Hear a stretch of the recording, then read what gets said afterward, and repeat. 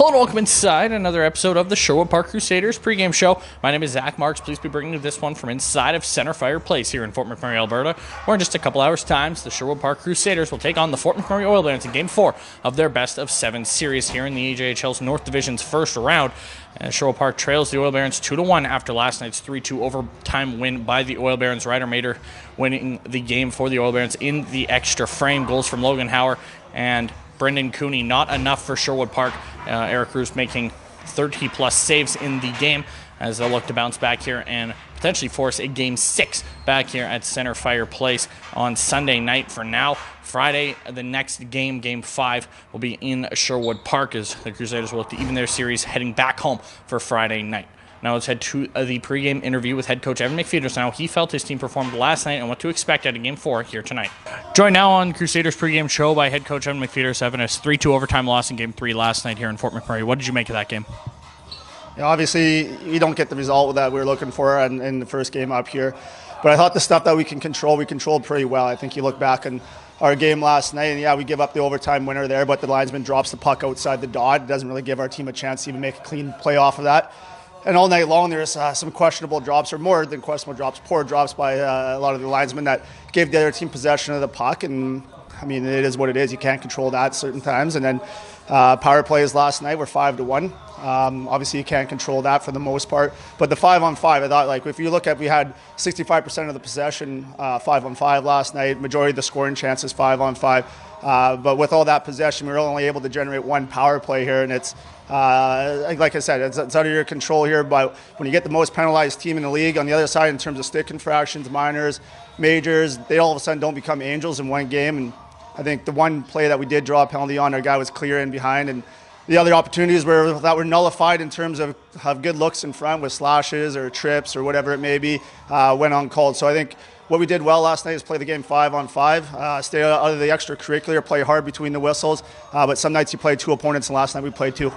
You mentioned the 5 power plays for Fort McMurray. Your penalty kill unit goes 5 for 5. How big was that last night? Yeah, it's good when you're stuck behind the 8 ball and all of a sudden you feel you get some good shifts built together and you get some sustained O-zone time. And then you go down probably, I mean, the one that pops in your mind and everyone's mind is there's a tie game with 11 minutes left in the third period in a playoff game. And we go make a good hit behind the net, and we follow up with another good bump along the wall. And next thing you know, an arm goes up, and they end up getting the wrong player in the penalty box. So we lose one of our top 6 forwards here. It's an important piece on both special teams, 5-on-5, because they make a mistake on calling the wrong guy, and he's out for 12 minutes, including the first minute of the power play. It's honestly, it's pretty much unacceptable at this level of hockey to play 2 opponents like we did last night. And kudos to our penalty kill for giving us the opportunity to fight back time after time, and gives us a bit of an adrenaline boost when you kind of get the wind sucked out of your sails, and we can go out there and have a good penalty kill and then drive some play after that. But I think for tonight, again, it's regrouping here, playing with some emotional control. You're not going to be able to control if the arms are going to go up, or if the drops are going to be any desirable or even fair drops. You just got to play the game between the whistles as best we can, and I think our group's going to be ready for it. How do you feel your group handled the extracurriculars last night? Yeah, it's part of playoff hockey. I mean, I think we've out-bullied our opposition here, and I think that frustrates them sometimes, and they like to make the slash behind the play or the hit behind the play. It is what it is. This is a game of bullies, and we're okay with the way we play. I think we're one of the more physical teams in the league. I think in the one area where we would like to see some improvement is, rather than trying to police the game by taking coincidental penalties and slowing the game down and playing the game 4-on-4, when there's contact on the goaltender, call goalie interference and make it a power play rather than calling goalie interference and then evening it up. It doesn't really deter the other team from going to the net and making contact, and vice versa. It's not just contact on the goalie. There's a scrum after the whistle. Let's not be so excited to put our hand up and go play 4-on-4. Like, this is a 5-on-5 league. We're taking away minutes from good hockey players here. There's people that pay to watch this.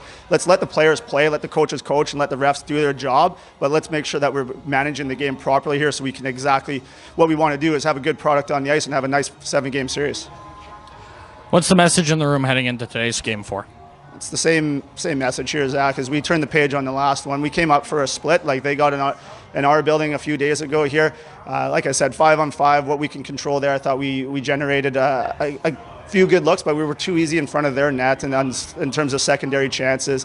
I think we can stay in the fight a little bit more in our battles, but I think when the game was played, at even strength, or even when we had our one power play against their 10 minutes of power play time, I thought we looked pretty good. I think tonight is just making sure we manage our emotions, we have a good start here, and then we play it all the way through, all 60. And then, like I've said before, and it's kind of been a motto here since Christmas time, we do it by committee, and tonight we're going to have to do it by committee again. All right, thanks for this, Coach. Good luck tonight. Appreciate it, Jack. Thanks. And that'll do it for another episode of the Sherwood Park Crusaders pregame show. Puck drop is 7:30 p.m. right here at Center Fire Place in Fort McMurray, Alberta. You can catch the action on Hockey TV. For all of us in the Crusaders organization, we appreciate you tuning in. We will see you at puck drop.